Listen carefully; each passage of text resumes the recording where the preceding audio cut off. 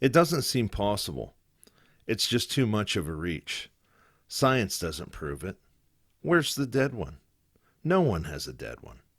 There aren't any bones. There's no teeth. A car would have hit one and killed it by now. I have hunted all my life and never seen one.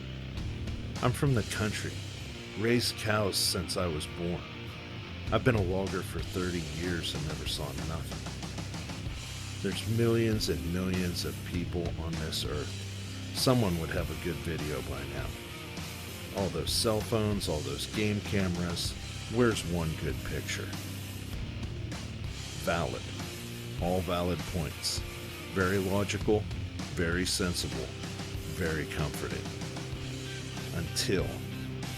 Until 800 pounds of legend shows up. Now you can smell him. His eyes luminesce. You're close enough to hear his voluminous breathing. Science and logic just caught the last bus out of here. You are now facing what shouldn't and can't be. Standing on the shards of a broken paradigm, you don't need a watch to know what time it is. It's 0 Squatch 30.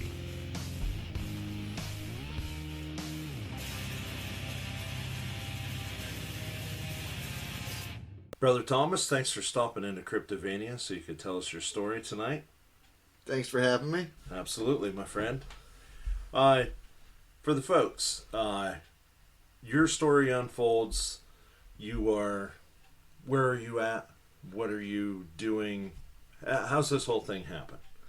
Well, I was up in around Erie Bluffs, and right down the road from State Game Lands 314. I go into the area just about every day, different spots, and I walk down along a creek bed. Which, this is that area you've been posting all the cool pictures from. You've got a lot of cool tree structures, etc., etc. Oh, yes. Yeah.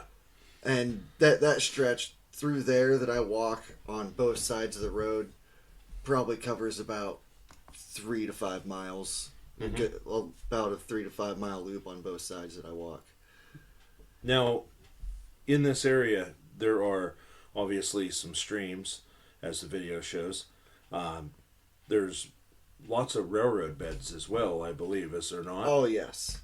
And it's a swampy area to boot, and all, so it's really like a cornucopia of what a Sasquatch would want in its habitat, theoretically. Especially where the video is taken.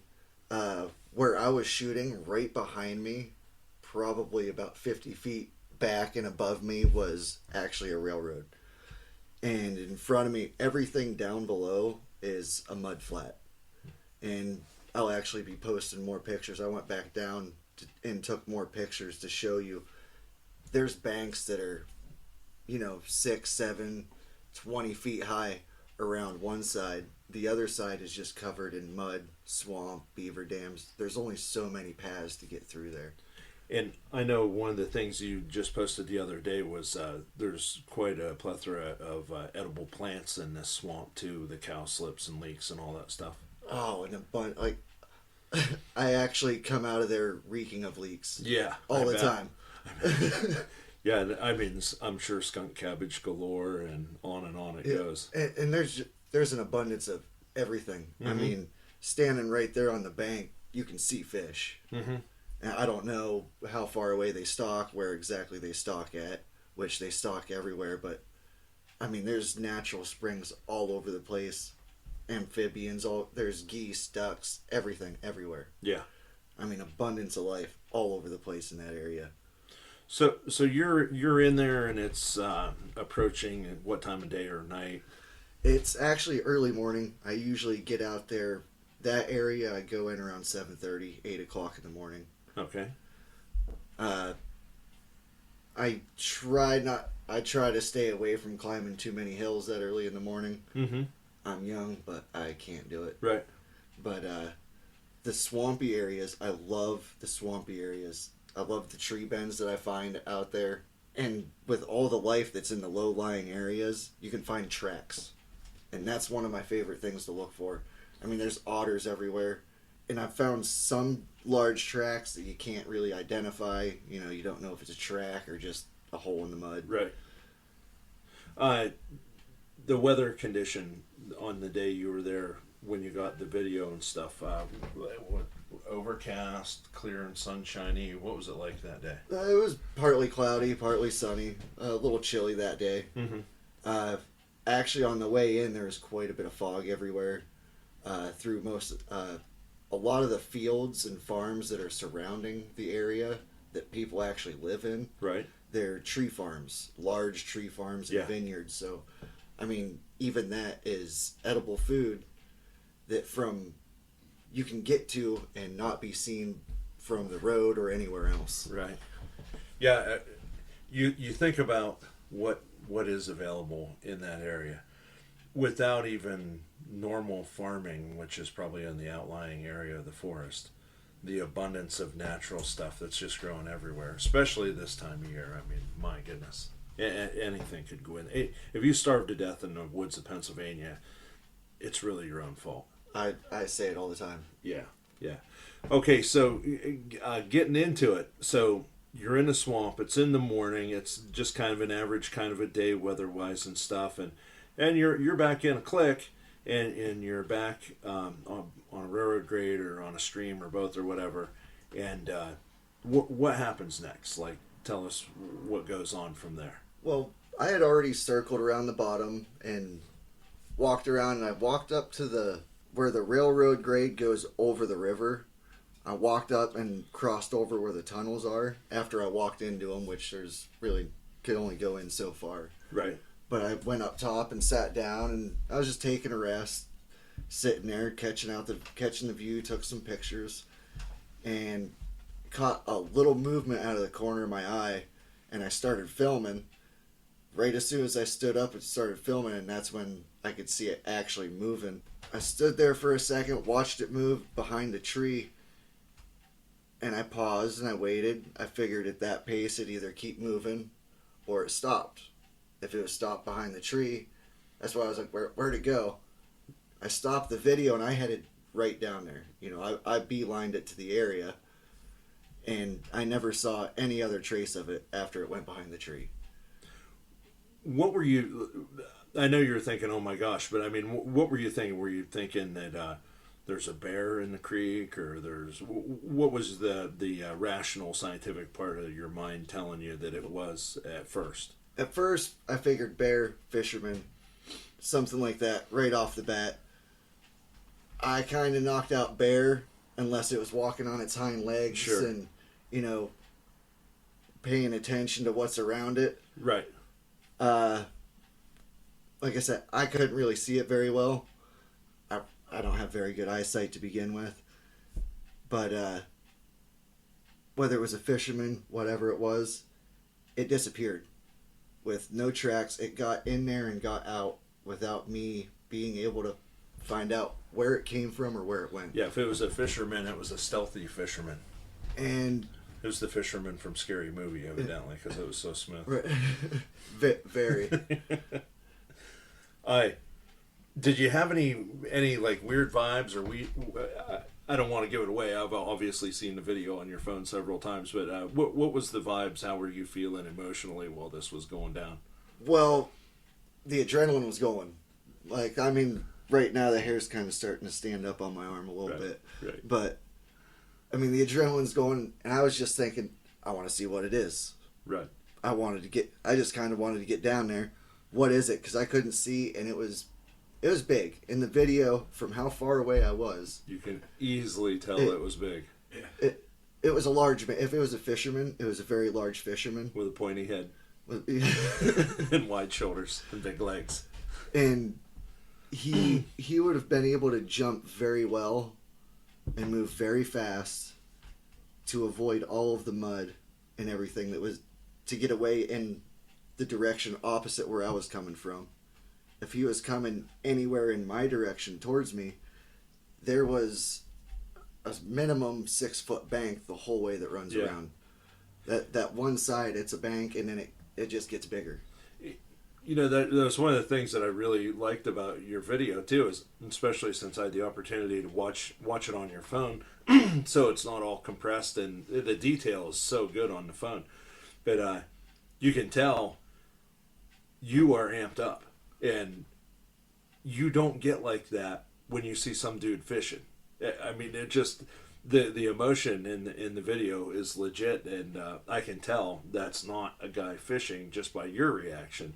So that was one of my favorite parts about it. And then when you go down and you look for the tracks, and there's no fishermen, there's no tracks, there's no nothing. I mean, that's got to be a what the heck moment. That's really got to be something to you. That's what was making me question everything the most was where did it go, And where is it now? I'm yes. I'm relatively good at picking up detail. I mean, you saw that tiny little turtle that I found driving down the road. Yeah. I mean, I'm relatively good at catching things. I can find tracks. I love looking for tracks. Right. And to not see anything, no matter who or what it was, anything outside of goose, turkey, otter. Well, in the video, you watch it go across and then it's gone. Like Yeah. it walks behind the tree and either got behind that tree and walked straight away, or Yeah.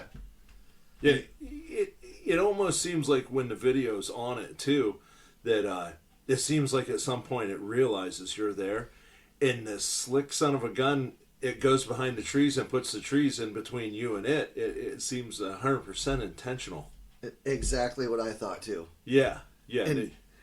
And hey, but when I post more of the pictures and show you like how much mud is, like, I'm not exaggerating how, like, there's and I mean, actually, if you get down to brass tacks about it, this was before fishing season too, wasn't it? Or No, where was it in? This was fishing season was in. Okay.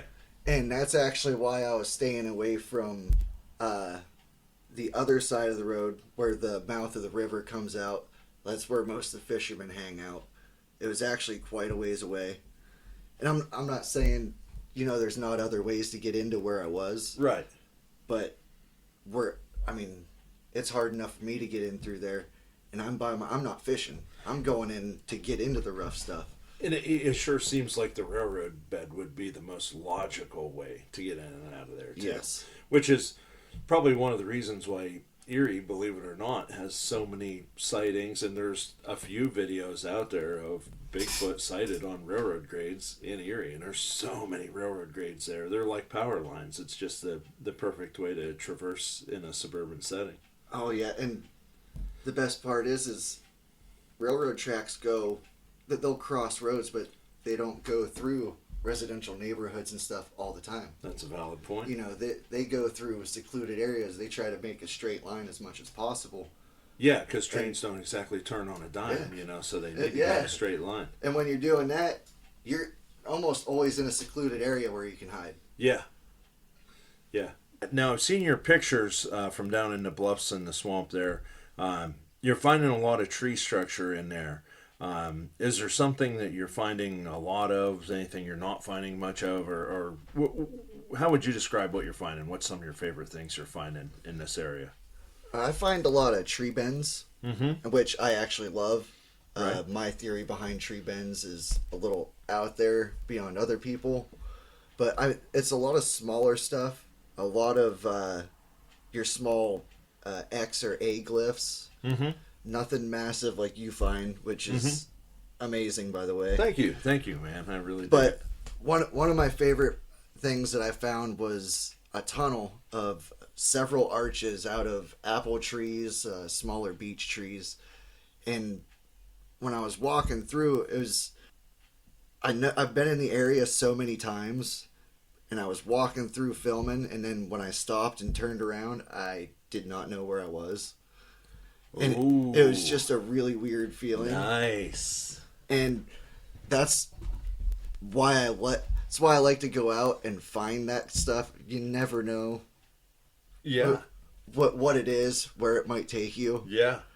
And to be able to find something that actually takes you somewhere else, a portal for them, or what if it's just a directional thing, a compass. Yeah. You know? You just never know what any of these things are. And, I started following these things, and I ended up somewhere where I didn't expect. Yeah. It took me off track just because I was following. And you turn around, you look beside you on either side, and there's no tree bends for hundreds of yards. They're in I know certain exactly areas. what you mean. Yeah. It's almost like they center around energy. Yeah. Ley lines. Yeah. Whatever they call And, it. I wouldn't feel like you're alone or even in some great minority for feeling that way, because there's a great many of the people that are into this stuff that they would agree with you wholeheartedly. The trees that are in the bend, so you're saying that day you found a lot of apple trees and nut trees that were used to make the bends. Does that seem to be a common thing for you, that it's usually a certain type of tree, or is it all different kinds of trees? All different kinds of trees, but really in that area, that's just what I noticed. It's a lot more of the apple trees and the beech trees. Right. Do you find anything that resembles like the ambush shelters or the like the hunting blind looking kind of Oh things? yes. And when I went back in today, take a couple pictures, I came across there's a couple areas where there's just vines are growing, Yeah. and it's almost like I took some close-ups, and it's almost like they're tied together. Like vines wrap around stuff. I know that they wrap around. They make their own type of knots.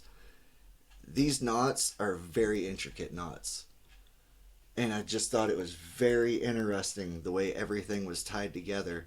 Because when everything gets green and starts growing in and blooming, you're not going to be able to see that tree. Yeah. You're not going to be able to see it from the creek. You're not going to be able to see it from where I came in from the road. You're not going to be able to see any of it. Yeah, it's interesting. Yeah, it reminds me of one of the statements I've read. I think it was from Ontario Sasquatch, and that's apes don't weave, monkeys don't weave. That's a sign of some cognizant intellect, and that's really not indicative of a monkey or an ape. There was actually one tree I found.